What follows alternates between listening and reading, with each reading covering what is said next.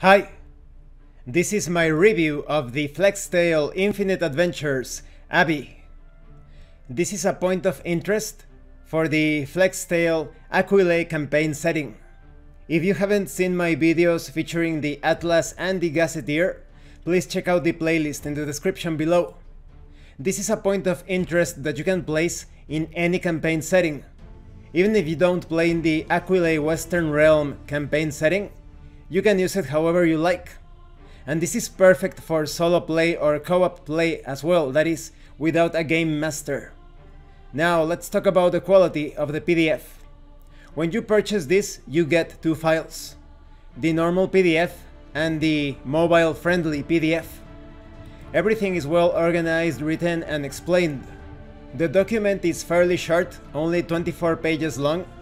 And before we go further into this review, check out the description of this video. You will find a link there, and the first 25 people that click on that link will be able to download this PDF for free in DriveThruRPG.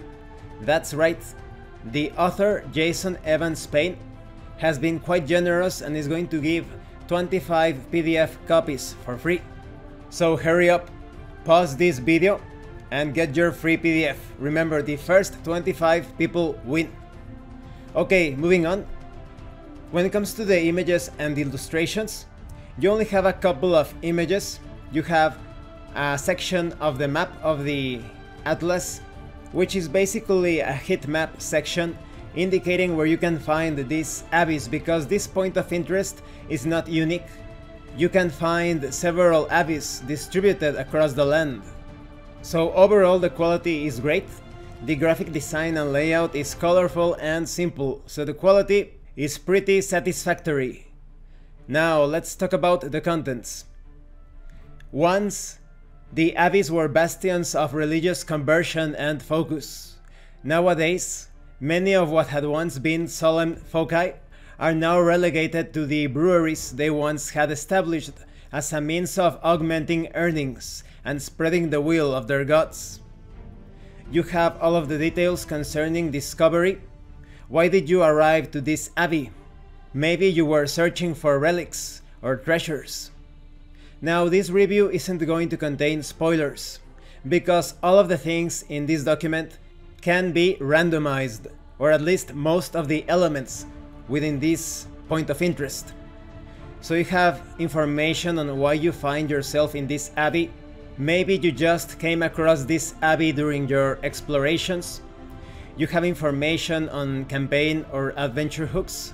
You also have description concerning the abbeys, the design, the size, how visible they are, adventure missions or quests that you can undertake.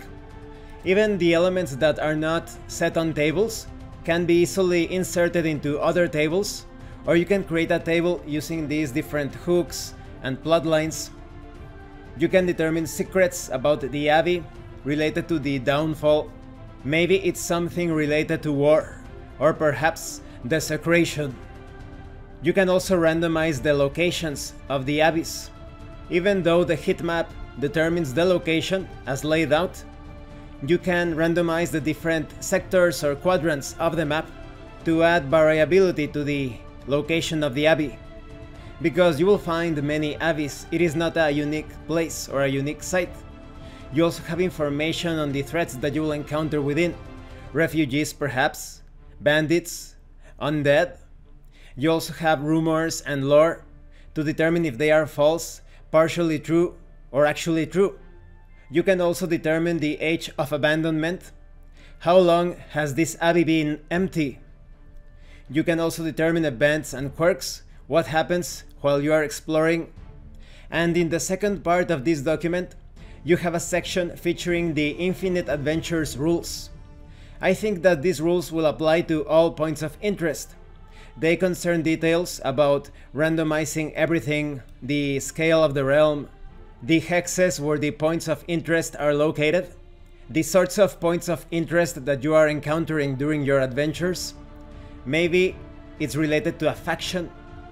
Maybe the site is unique. It's only found in that particular region of the map. Maybe it's the property of a villain. or maybe the site stands as a sort of homage or tribute. You can also determine the type of environment. Maybe you find it along the coastline or near a swamp or in the forest. You can determine the rarity, the discoverability. Maybe it's visible or obscured, or maybe it's impossible to find without using some sort of magical object to reveal it. You can also determine the sort of material, social, or mechanical rewards that you obtain by exploring that site. Maybe you make a reputation for yourself as an explorer. Maybe you find gold or silver within it. There could also be some penalties or losses as you explore it as well. Maybe there is a curse and you activate the curse upon yourself when you enter the site. Or maybe you just waste too much time or money while exploring. You can determine the unique variability. You also have information on how to scale different effects, the sort of challenges that you will encounter within, employing a difficulty class generator table. You also have information on non-player characters that you can encounter there, although keep in mind that this document does not contain a bestiary. You have some information concerning the stats of guards, merchants, nobles, but those are used to modify the bestiary entries of your favorite monster manual or NPC codex of choice. And this concludes this review.